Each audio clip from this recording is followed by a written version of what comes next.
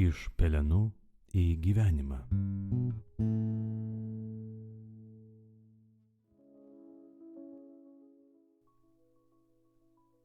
Viešpatie, padėk man išgirsti tavo žodį, pamilti jį, suprasti ir pagal jį gyventi. Iš Šventosios Evangelijos pagal Luką. Jėzus pastebėjo muitininką vardu Levį, sėdintį prie muitinės stalo ir jam tarė: sek paskui mane. Tasai viską palikęs, nusekė paskui jį. Levis savo namuose iškėlė jam didelį pokylį. Prie stalo susirinko gausus būrys muitininkų ir kitų svečių. Fariziejai ir jų rašto aiškintojai murmėjo ir prikaišiojo jo mokiniams: kamgi jūs valgote ir geriate su muitininkais ir nusidėjėliais? O Jėzus atsiliepė: nesveikiesiems reikia gydytojo, bet ligoniams. Aš atėjau šaukti į atgailą ne teisiųjų, bet nusidėjėlių. Tai Viešpaties žodis. Kadagi gyvenimas buvo geresnis? Ar bus? Ar yra? Girdėjau, kaip man sakė, kad su nauja diena skausmas praeis ir bus geriau, kad nuoskaudos užsimirš,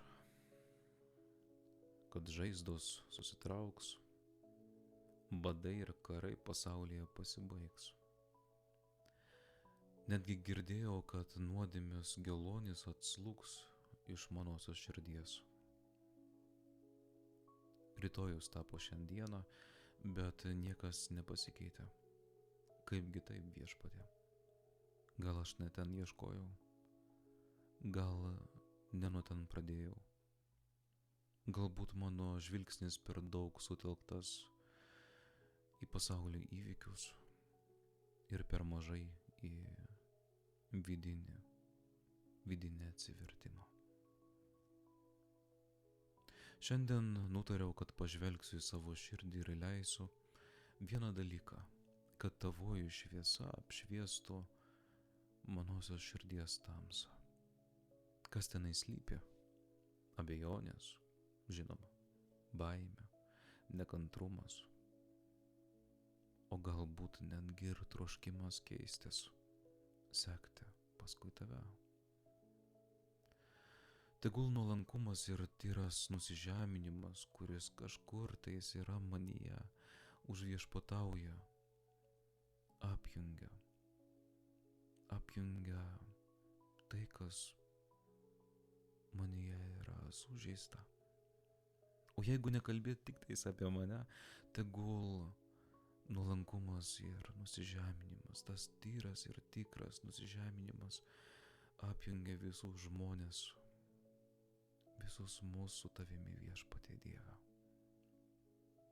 Juk tik tu gali įžiebti tikrą viltį, ne tą, kurią siūlo ir žada pasaulis, bet tą, kuri kyla iš tavosios meilės. Šitą žinau, Viešpatie. Meilė kyla iš tavęs. Jau kelios dienos nuo gavėnios pradžios, o atrodo lyg visa amžinybė. Šiandien skaitau dar kartą tavąjį žodį, klausausi tavojo balso. Suvokiu, kad galiu priimti tave savo namuose.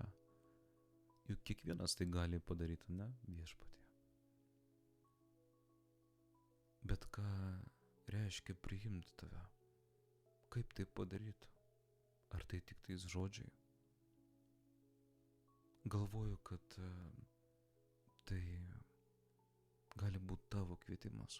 Kvietimas veikti, išdrįsti ir eiti į kitą.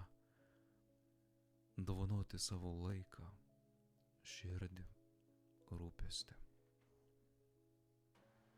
Aš esu ir visas pasaulis yra pašauktas sekti tavimi, Viešpatie.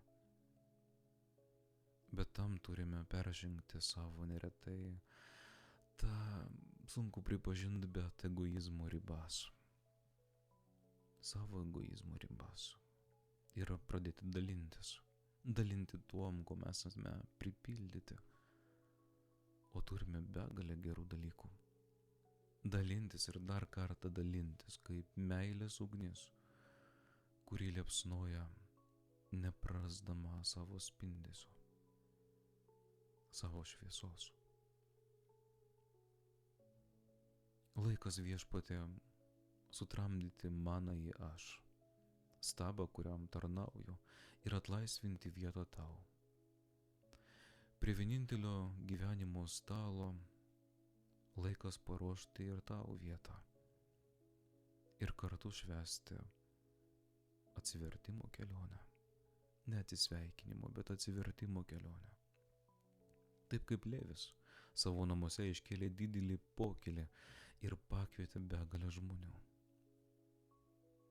muitininkų ir jam panašių. Jis nebijojo priimti tavęs. Pagalvočiau, koks drąsus. Viešpatie, jisai nebijojo priimti tavęs net tada, kai kiti jį smerkia. Ar aš sugebėčiau būti toks drąsus? Ar nebijočiau tavo kvietimo ir keisti savo gyvenimo krypties? Prie šio stalo noriu pakviesti ne tik tuos, kurios gyvenimas nualino, arba kurie yra gyvenimo užribiuose, bet ir viską, ką kasdienybėje apleidau. Tai gali būti gailestingumas artimui, kurį iškeičiau į savanaudiškumą. Tai noriu pakviesti, Viešpatie, meilę savo priešams, apie kurią pamiršau. Noriu pakviesti tyrą žvilgsnį ir klausą. Jos žinau, kad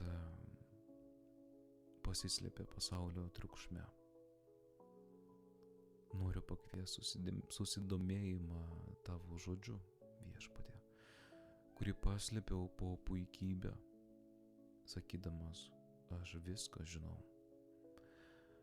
Kaip dažnai leidžiu nuoskaudoms ir išankstinėms nuostatoms arba nuomonėms nulemti mano santykį su tavimi ir su kitais. Kaip dažnai renkuosi patogų kelią, kur nereikia daug pastangų, užuot peržengęs savo ribotumą ir apkabinęs kitą be išlygų. Prie šio stalo nebenoriu daugiau skirstyti žmonių į gerus ir blogus, teisingus ir nusidėjėlius, sveikus ir sergančius. Juk ir aš pats nesu tobulas, juk turiu trūkumų. Neretai savanaudiškumas ir baimė priimti kitą žmogų tokį, koks jisai yra. Štai kur slypi šios dienos sunkumas – priimti kitą. Tikroji meilė prasideda ten, kur baigėsi mano išankstiniai nusistatymai, mintis ir kur lieku atviras dovanoti save.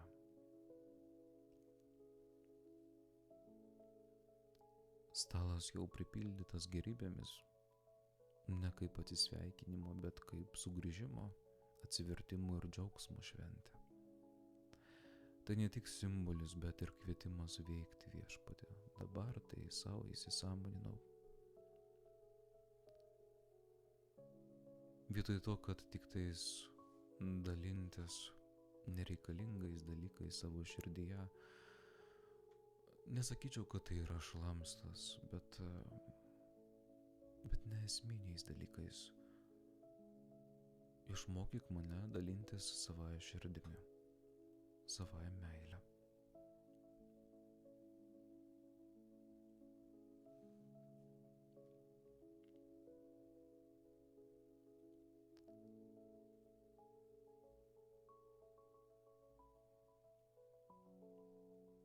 Dar akimirkai stabtelkime ir pasikalbėkime su Dievu. Kiekvienas sakydamas už save, savo lūpom,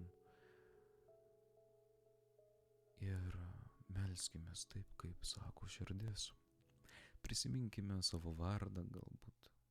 Tikrai jo nepamiršom, bet per tai, kai prisimenam savo vardą, prisiminkime, kad turime savo gyvenimą vienintelį ir nepakartojamą.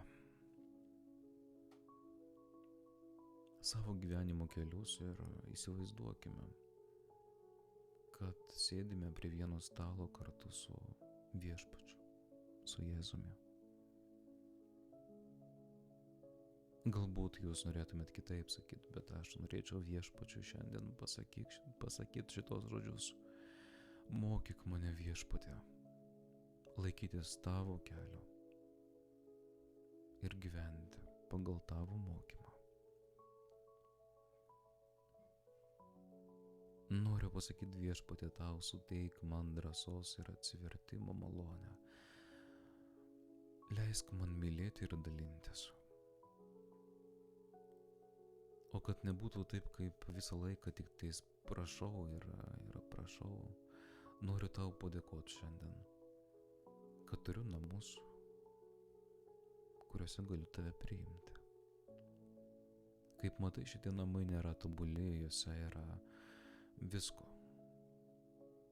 Ir gerų dalykų, ir blogų, bet tau tai nėra labai svarbu. Tavo žvilgsnis žvelgia visai ne ten, kur mano. Jisai eina giliau. Suvokiu šiandien, kad mano namai tikrai nėra tobuli. Tai nėra mano teisumo, savarankiškumo arba atjautos namai, bet tai taip pat mano nuodėmės vieta. Viešpatie, šaukiu tau, noriu gyventi. Meldžiu, išgydyk mane nuo savo naudiškumo ir noro teisti kitą. Leisk tęsti kelionę kartu su tavimi. Amen.